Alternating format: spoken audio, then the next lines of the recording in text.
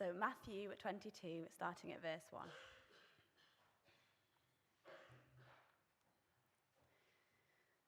Jesus spoke to them again in parables, saying, "The kingdom of heaven is like a king who prepared a wedding banquet for his son.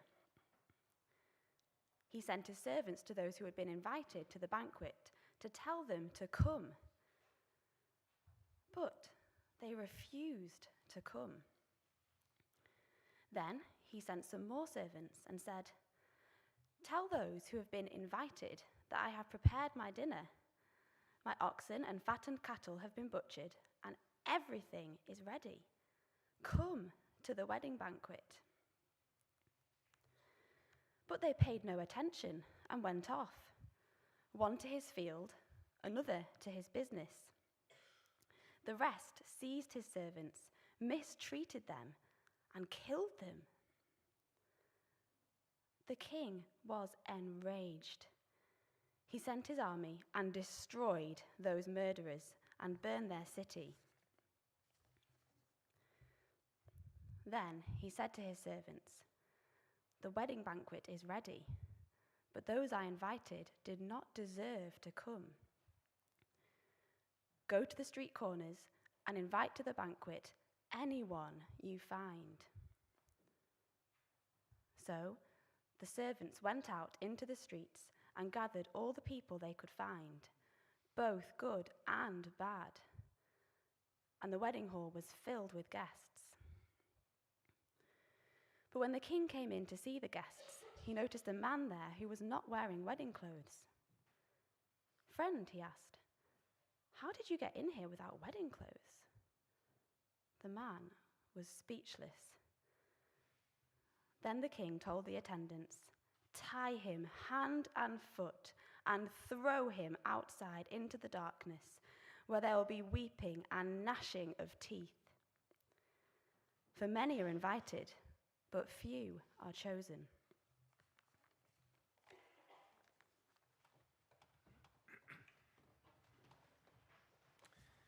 Well, thank you very much indeed, Esme, and let me add my welcome to Joe's. It's great to see you here.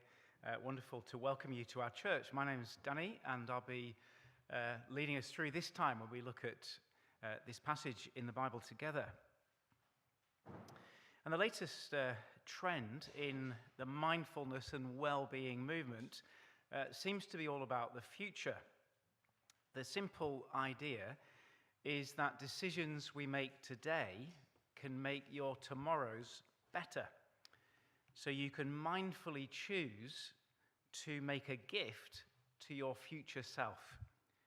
And I like that idea. I don't know about you, but I think that's a nice idea. There's wisdom in it, isn't there? For example, if you want to live longer and healthier with fewer ailments as you get older, it makes sense, doesn't it, to put a little bit of effort into physical fitness now.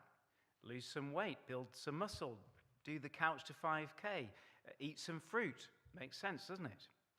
Or if you want to have a degree of financial security in your retirement, then you need to sacrifice income now so that you'll be able to live better when you stop work. Make a gift to your future self. In fact, since we first heard this through a book that Emma's been reading, my wife Emma and I have adopted this phrase for various tasks around the house. Do the washing up before you go to bed, because who wants to start the day with a load of washing up? It's a gift to your future self. Make the bed in the morning. Do a big shop once a week. Batch cook and freeze meals. I'm talking about Emma's things here that she does mainly. Do the ironing at the weekend, or get those summer bulbs planted. The firewood chop. Now we're talking about my side of things.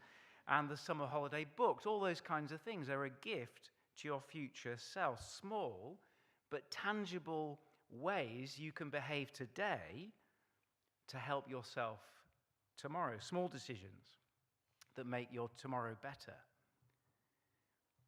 But I wonder if you've given any thought to your ultimate, final future self.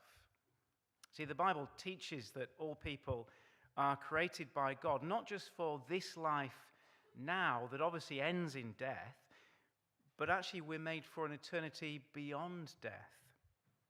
One New Testament writer puts it like this: man is destined to die once, and after that, to face judgment. And I wonder if you've ever given that day much thought and what lies beyond. Have you considered your future self? Not just tomorrow with a freshly ironed shirt and the dishwasher empty. Not just 20, 30, 50 years from now with a good pension and a healthy BMI and a decent heart rate. But in 1,000 years. Or your future self in 10,000 years. 10,000 years after the day we stand before God and He holds us accountable for the decisions that we made today. Well, I begin with that because I want to suggest that today we have an opportunity to give ourselves, our future selves, a very precious gift. And it's simply this. The gift you can give yourself today is simply to listen mindfully, carefully, attentively to that passage that Esme just read in Matthew 22. It'd be helpful to turn to it if you've closed your Bible, Matthew 22, and you'll find an outline that will also help us on the inside of the notice sheet. And if you just glance at verse 1, you'll see that Matthew begins by reminding us of the context. He says, Jesus spoke to them again in parables. And it's worth remembering from the context that the people Jesus is speaking to in parables, in these stories with kind of little meanings or big meanings, the people he is speaking to are the religious leaders of the nation of Israel, who at this point in Matthew's story have been hostile to Jesus and are in the process of rejecting him and his message. Just an important little footnote that when I talk about Israel, we are talking about ancient first century Israel. It's got nothing whatsoever to do with the modern political state of Israel. And so in this story, Jesus challenges these listeners to understand the consequences of their rejection of him. And as he does that, he offers a glorious alternative to those who recognize him as God's king and choose to put their hope in him for the future. And he does it by means of this, on the surface, a fairly simple story, but a story that's actually full of surprises. A story about a father who prepares a wedding feast for his son. And for those first hearers, there would be no mistaking that this is a retelling of their own national story, the story of Israel. So the father in the story is clearly God. The messengers are the prophets of the Old Testament. The son is Jesus, God's chosen Messiah. And the wedding banquet is the good future that God has promised his people long ago. And so those who reject the invitation are the people of Israel, including his listeners. And we sang it earlier in that children's song, which put it so well. They saw his life. They heard him speak. They saw the signs, but would not believe. They chose to hate. They chose to kill. Which explains the rather shocking intensity of the story. I don't know about you, but I find the whole etiquette of wedding invitations a bit of a minefield. There's lots of things that you can do wrong, lots of ways of offending. You can be late to reply to the RSVP. You can make a bad choice of gift. You can turn up late for the reception. Really bad if you turn up after the bride has arrived. You can do something completely innocent, like wear the wrong tie, the same color as the bridegroom, or the same dress as the bride's mother, or something like that. It is a minefield. It is quite easy to offend. But what do you make of wedding guests who kill the messengers who invite them? A father who destroys an entire city because some people don't turn up. And then some poor chap who gets mercilessly booted out and excluded because he didn't manage to find a dinner jacket for the evening do. It all seems a little bit over the top, doesn't it? A little bit intense, a bit shocking. And that is because this story Jesus is telling is a story about our world and about our relationship with God. And so the stakes could not be higher. Notice, for example, it is a royal wedding? If you got an invitation to William and Catherine's wedding, or even Harry and Meghan's, which apparently cost 3 times as much, you would take it seriously, wouldn't you? You might open the invitation and think, well, this is a privilege of a lifetime. This is the wedding of the century, and I'm invited. But the wedding Jesus is describing here is the wedding of all weddings. It's not an invitation from Buckingham Palace. It's an invitation straight from heaven. The groom is the Son of God. The feast is eternity.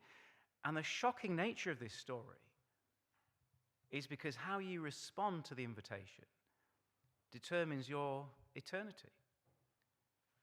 And so I want to invite you to listen in to this teaching of Jesus as a gift to your future self this morning. And we'll look at it under the 2 headings you'll see on the outline. Firstly, the unmissable feast, and secondly, the unstoppable future. The unmissable feast, first of all, and like all weddings, it begins with an invitation, verse 1. Jesus spoke to them again in parable, saying, "The kingdom of heaven is like a king who prepared a wedding banquet for his son. He sent his servants to those who'd been invited to the banquet to tell them to come." Now, for Jesus' first hearers, a wedding banquet would create a particular picture in their minds, a picture of a lavish and long party. Typically, a Jewish wedding would last for a week, and it would provide food and drink and hospitality of the best possible quality. It was like inviting everyone you knew on a week's holiday, and so it would actually bankrupt some families. But this is a king, this is a royal wedding, and the king has deep pockets and no expense is spared. And Jesus' listeners would get this. They would be able to picture in their mind's eye, maybe even smell in their imaginations the oxen roasting, the fattened cattle on the spit. I don't know about the vegan option. It's not mentioned in the original, but I'm sure it would have been exquisite as well. And the wine would be flowing. It's a party of a lifetime. And every human desire is going to be met in this party. But notice, it's not just a party, is it? It is a wedding banquet. And Jesus is doing more than just describing this happy event. He is actually picking up an important Old Testament metaphor that his hearers would have no problem decoding. So if you know the story of the Bible, you may remember that the original promise of God to his people was that he would personally take them into a promised land, famously known as the land of milk and honey, because it's a land where all your desires are met. A land described as a fertile land of ripe figs and olive groves and fruitful vineyards. It's a land of abundance and peace and satisfaction and fullness. But there's even more to it, because it's not just a land of plenty and pleasure, but it's a wedding feast. Because God, in that Old Testament story, is actually leading his people not just to a future of food, but a future of fellowship with himself. And to express this in a way that we can not fail to understand, he actually likens himself in the Old Testament to a bridegroom and his people to the bride. And he says, your future with me in that good land is going to be as wonderful, as intimate, as personal as a marriage. And so to be invited to this wedding is not just to be invited to a future of physical pleasure, but it's to be invited into fellowship with God, a relationship of intimacy and inclusion. So verse 3, the king's son is getting married. And God wants those who have been invited to be there.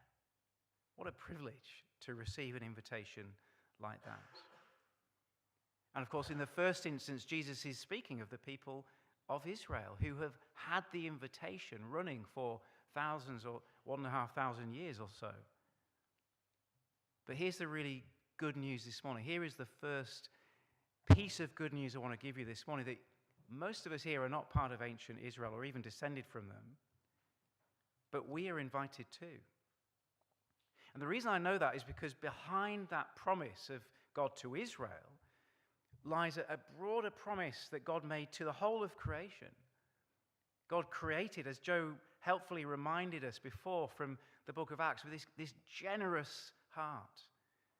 He created a world of abundant goodness and generosity, and he actually wants to share it with men and women he has created.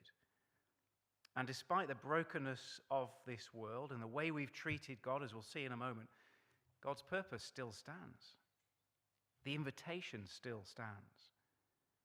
In fact, the idea of God providing us feast for his people is actually a picture in the Bible of the end of this world and the beginning of a new one.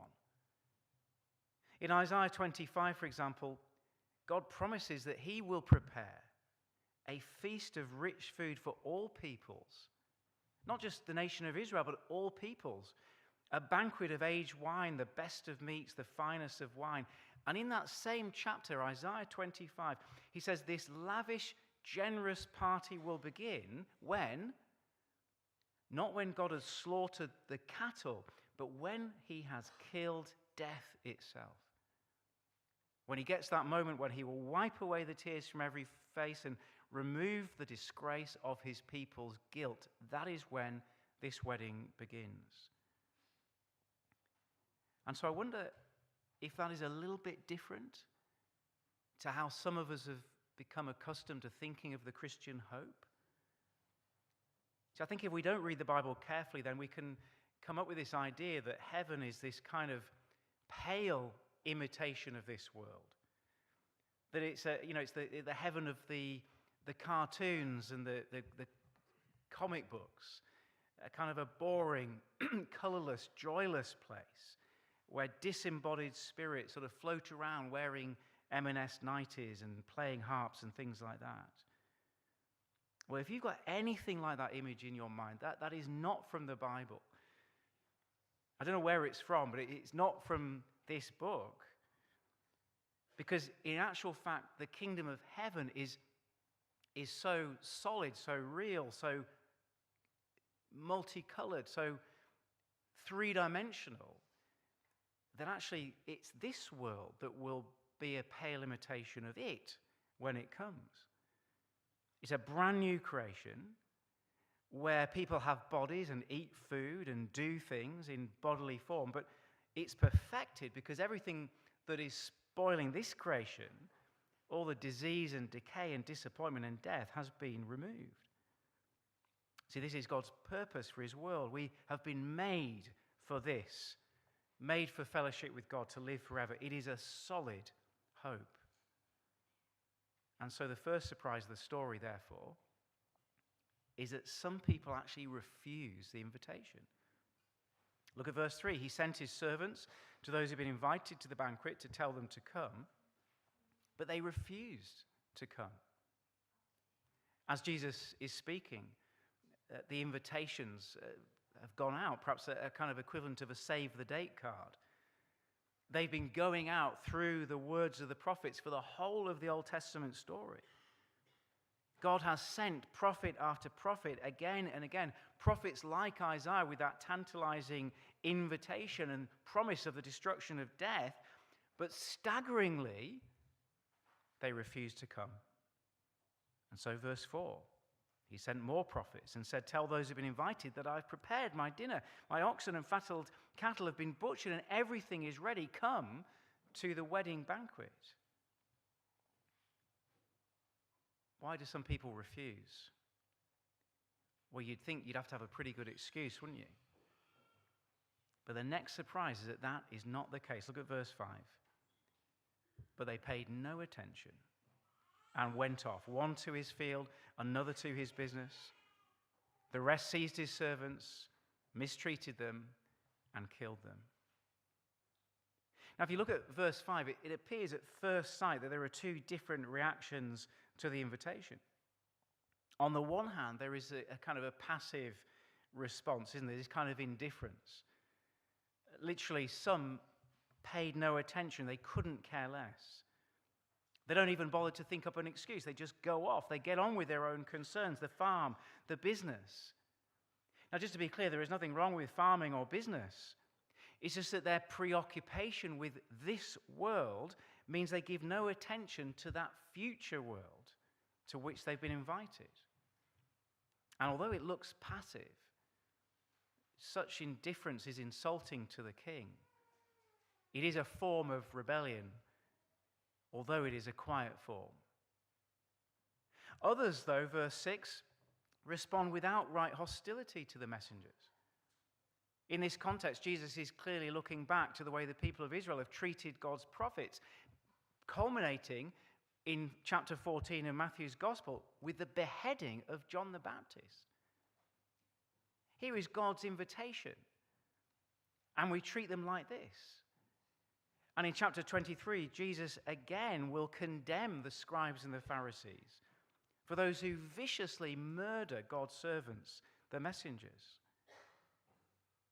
And while on the first telling, Jesus is thinking about his first hearers, he does put his finger on the human situation, doesn't he?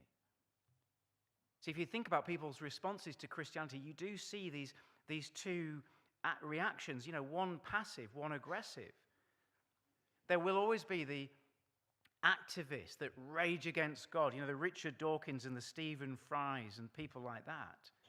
There will always be the religious fundamentalists who kill Christians and burn churches. But most people are not like that, are they? I'm reading a really good travel book about a man who actually just camped on the islands in the Lake District Lakes, and he says, in his experience of traveling around the world, he says 98% of people are friendly and welcoming. That's right, isn't it? Most of us are quite nice. Most of us don't behead people, burn churches. Most of us, 98% of us, are quite decent people.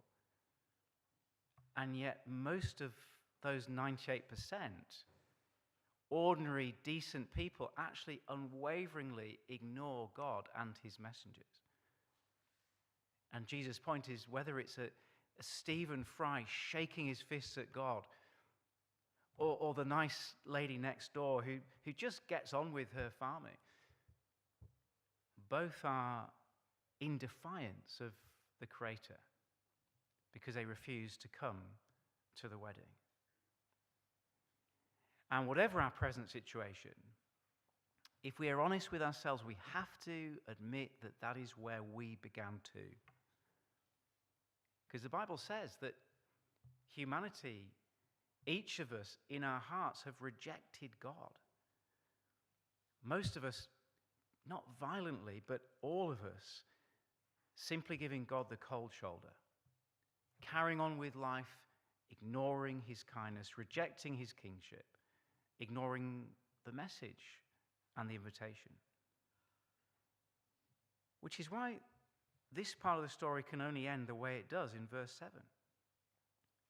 The king, Jesus says, was enraged. He sent his army and destroyed those murderers and burned their city. Now, I think here we're seeing a little reference to something that actually happened in Israel's history. We read a lot of details about this in the Old Testament, that the Babylonian king Nebuchadnezzar actually came to Jerusalem in 586 BC and burnt the city down in God's judgment against his people's rejection.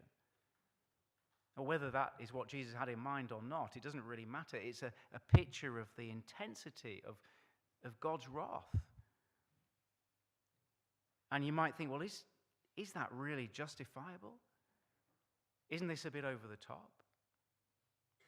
But just think how generous God has been. And just think how clear he has been in offering the invitation. Would it not, in fact, be a strange thing if the king were not angry at our treatment of his son? And all his patience and kindness thrown back in his face? And we might conclude that actually God could not have done more to make his invitation to us. Bishop J.C. Ryle, former Bishop of Liverpool, Victorian bishop, in his lovely commentary on this passage, he puts God's actions towards us like this. Listen to this. He says, "The Father is ready to love and receive. The Son is ready to pardon and cleanse. The Spirit is ready to sanctify and renew. The angels are ready to rejoice over the returning sinner. Grace is ready to assist him. The Bible is ready to instruct him. Heaven is ready to be his everlasting home. No one will ever be able to say on the last day that it was God's fault that he were not there. So here is the first astonishing truth that Jesus wants to teach us. There is an invitation to a wonderful future. It's generous, it's clear, it's insistent, but incredibly, irrationally, self-destructively, some people miss out on this future because they refuse God's invitation. And I think sometimes when we do that, we actually kid ourselves that because we refuse to attend the wedding actually won't happen. You know, like a small child sort of closing their eyes, and because their eyes are closed, they think no one can see them. We make the perverse assumption that because we reject the wedding, it won't happen. But that is extremely misguided. Because as well as the unmissable feast, we need to see, secondly, that this is the unstoppable future. God's purpose will not be thwarted. The wedding will go ahead. After all, who's going to eat those mountains of food that have been prepared? And so in verse 8, the king issues a radical new invitation. Have a look at verse 8 with me. Then he said to his servants, "The wedding banquet is ready, but those I invited did not deserve to come. Go to the street corners and invite to the banquet anyone you can find." Now, verses 2 to 7 basically tell us the Old Testament story. Then verse 8 brings us into the ministry of Jesus and the disciples and the present day. And I want you to notice that it involves a radical new invitation. What is new about it? Well, two things. It's new because it is urgent and it's indiscriminate. It's urgent. Notice the king sends out his messengers one final time. There is no save the date card this time. The banquet is ready now. The meat is on the spit, the table is laid, the wine is open, but the hall is empty. And so here is the opportunity to come in. The opportunity won't be there tomorrow because the wedding must start. It is urgent. But the other thing that's new is that the invitation is now completely indiscriminate. Everyone and anyone is welcome. The king sends the messengers to the street corners, verse 9, and says, invite anyone you can find. What are the street corners? Well, the street corners were the places where the lowest of society would hang out. The people who we see Jesus associating with in the Gospels. The poor, the blind, the lame, the prostitutes, the lepers, the tax collectors, the slaves. All the people that it really irritated the religious leaders to see him hanging out with. The people who in chapter 23, Jesus will say, you are trying to shut them out of the kingdom. But they're invited too. And then as this story goes on and we get into the book of Acts, we see the Samaritans coming in. We see the Gentiles coming in. We see the Ethiopians believing. We see the gospel going out to the ends of the earth. People you'd least expect to be there. And people who don't deserve to be there. You see, it's all about equality, inclusion, and diversity.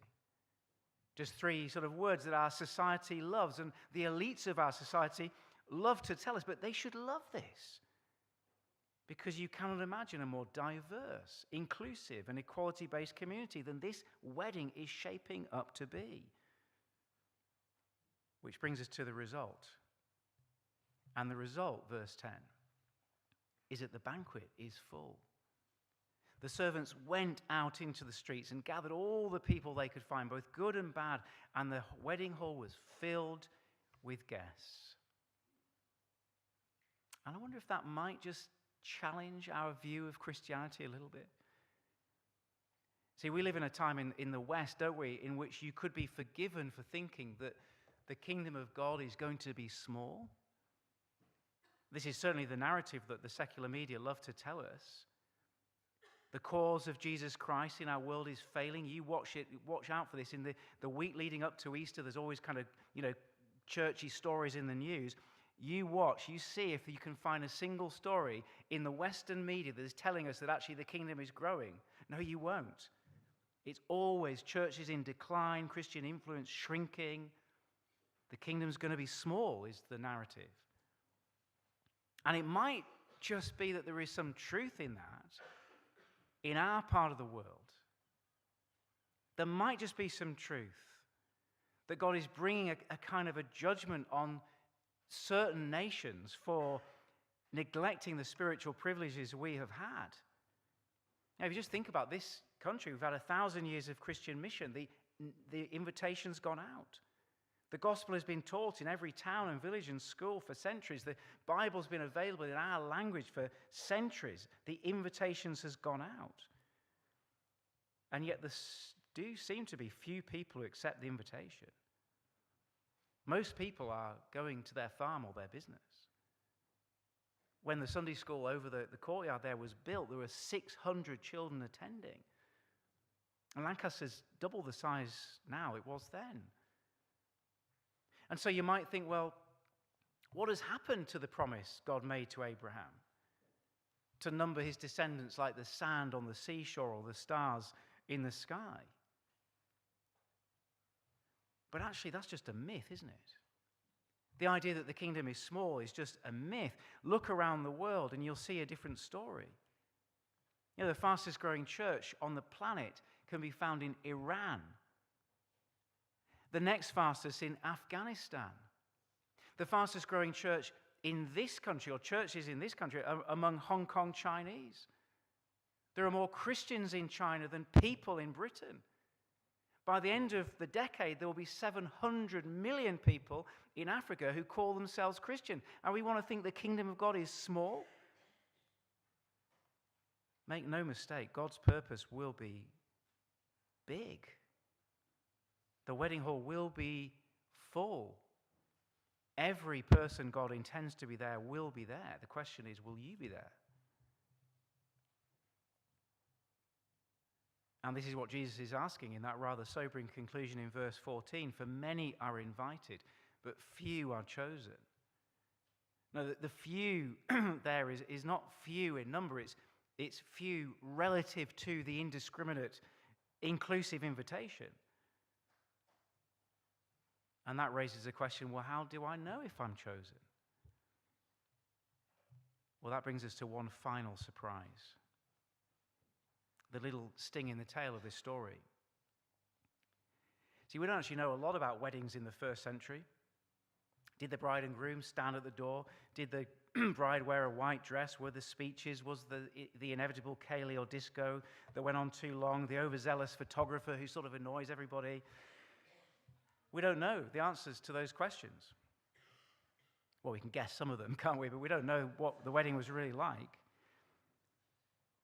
But it would make sense for the king to turn up, wouldn't it, and make an appearance. He's invited the guests. He's paid for it all.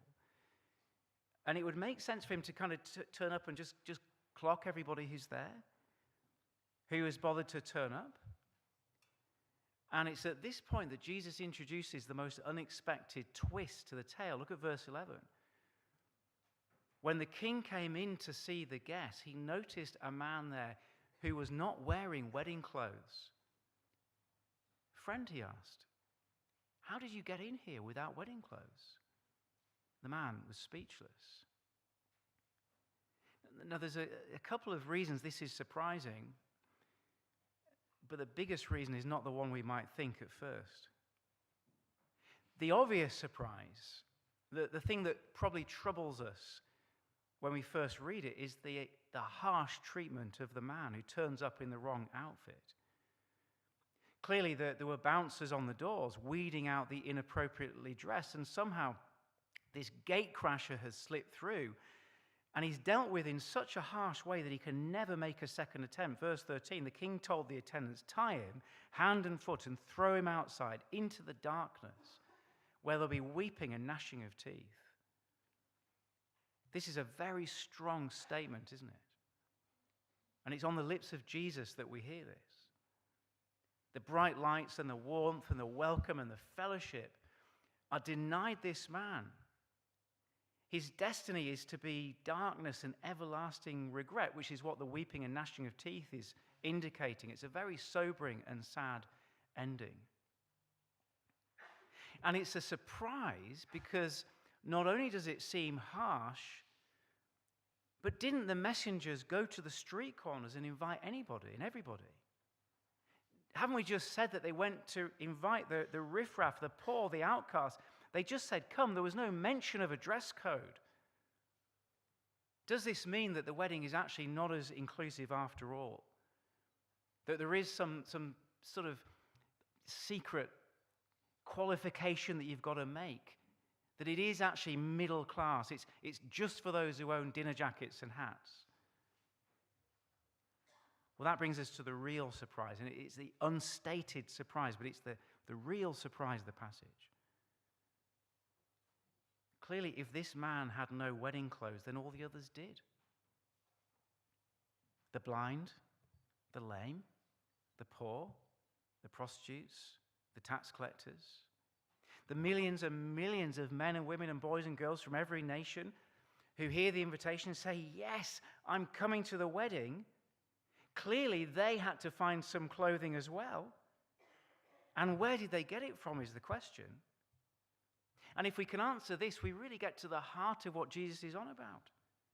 In fact, I think as I've thought about this week, I think this is the big point of the parable. You've got to accept the invitation and you've got to come appropriately dressed.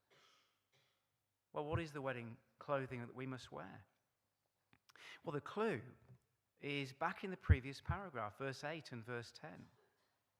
Did you notice that both the good and the bad, and the word is literally evil, both the good people and the evil people are invited? In contrast, verse 8, to those who did not deserve to come, literally those who were not worthy. And again, we are surprised. Because haven't we been taught that good people go to heaven and it's the bad ones who gets chucked out? But actually Jesus says something completely different. Jesus says, no, it's not the bad people that get chucked out and the good people that get let in. Both good and bad relatively get let in. What matters is what clothing you come in. If you're going to come clothed in your own confidence, your own good works, your own feeling of entitlement, then that clothing is inappropriate. But even if you are evil, even if you've done terrible things, and you've spent a lifetime of ignoring God, then if you come clothed in the right clothing, then you'll be allowed in. You'll be welcomed with open arms by the Son of God himself. That is a real surprise. And the only conclusion we can come to is that the wedding clothes are provided by the King himself. See, remember that the Old Testament looked forward to this time, and I mentioned it before in Isaiah 25, when the banquet is made possible because God has destroyed death and he's wiped away the tears from every face and removed the disgrace of his people's guilt. And so in order to bring people into this wedding, it's not enough to kill the fattened calf. Death itself had to be killed. And suitable clothing had to be provided for the guests. Clothing of righteousness and forgiveness had to be provided for the millions and millions and millions of people who are going to say yes to this. So that we don't come on the basis of our own entitlement or sense of goodness or heritage, but we come because our guilt and shame has been covered by something. And what is it going to be covered with? What is the clothing? Well, you have to read on to find out, but there's a hint in verse 15 that this story actually entices the leaders to silence Jesus once and for all. So they will actually themselves fulfill what he is saying they're going to do, which is to kill God's messengers. And as you read on in Matthew's gospel, very soon they will kill the bridegroom himself. They will actually kill Jesus and silence him. But the amazing twist at the heart of the Christian gospel is that this is the moment Jesus himself pays the price needed to get to the banquet. They saw his life, we sang earlier in that brilliant children's song. They heard him speak. They saw the signs but would not believe. They chose to hate. They chose to kill. He was rejected, forgave them still. And so as we conclude, this is Jesus' gift to your future self. An invitation to the wedding, and a guarantee that you'll be welcome if you come not clothed in your own sense of righteousness or entitlement, but clothed in the forgiveness that he provides when he dies on the cross.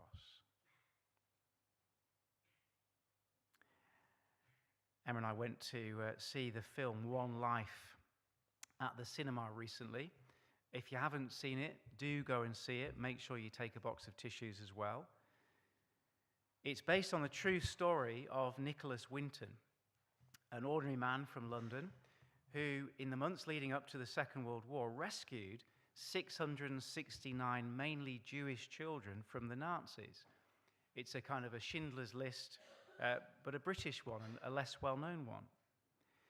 Nicholas Winton is brilliantly played by Anthony Hopkins, who spends 50 years of his life wishing he'd done more to rescue more children. And I don't think it will spoil the plot to tell you that the climax of the film is when, in 1988, the BBC TV show That's Life gets hold of the story. And they invite Winton to the studio and surprise him by introducing him to some of the survivors, now adults, mostly grandparents, who he rescued. It's a wonderful moment, because there he is sitting in the TV studio, and That's Life, which is one of those films where shows where they had audience participation, and he's just sitting next to these complete strangers, and suddenly it turns out that every person in the studio is someone he rescued. He's surrounded by the people he saved, and they owe him their lives, and they applaud him. And they're deeply thankful. And I think that's a great picture of the Christian gospel, isn't it? Jesus dies on the cross to forgive our rejection of his Father. And so on the last day, he will be surrounded by his own bride, who the book of Revelation tells us is going to be clothed in his righteousness. Fine linen, achieved by his death on the cross. And so whoever you are, you get to be prepared, scrubbed up, cleaned up for that day. And every person in the kingdom of heaven will not be there because of their own goodness or evil, but because they've accepted the invitation and they've put on the clothing of forgiveness that only Jesus can provide. And last of all, do you know what this means? It means the kingdom of heaven is going to be full of people who never expected to be there. So you can learn a lot about someone's grasp of Christianity in how they answer this question: are you a Christian? And sometimes you get this slight offense, well, of course I'm a Christian. My father was a vicar, and I went to such and such denomination. I was confirmed when I was 11 years old, and I've read the Bible, and said, of course I'm a Christian. How dare you ask? Whereas other people, you say, are you a Christian? And they say, yes. They actually laugh about it. Yes, me. Can you actually believe that I'm a Christian as well? Who would have thought it? Who would have thought that someone from my background, who would have thought that someone with my history could be there on the last day? What a surprise. And so I want to conclude by asking you, if you've ever imagined what it's like to be a Christian, what does it feel like to be a Christian? And there might be people here who are wondering whether to become a Christian, or whether to keep going as a Christian, or whether you are one. And the song that we're going to sing in a few minutes will put into words what it feels like. It says, "Now the curse is broken. Jesus paid the price for me. Full the pardon he has offered, great the welcome I receive. Boldly I approach my Father, clothed in Jesus' righteousness. There is no more guilt to carry. It was finished upon that cross." God's future begins with the wedding banquet of his Son. And on the last day, Jesus is going to greet all those who put their confidence in him as his bride. And the question is, are you going to be among them? Will you give yourself the best gift you can for the future? Will you accept Jesus' gift to your future self? Well, you'll see on the bottom of the outline a prayer that will enable you to do that. And I'm going to read it. And if you echo these words in your heart, then you will have accepted the best gift you can for your future self. Let's take a moment, and then I'll read it and pray.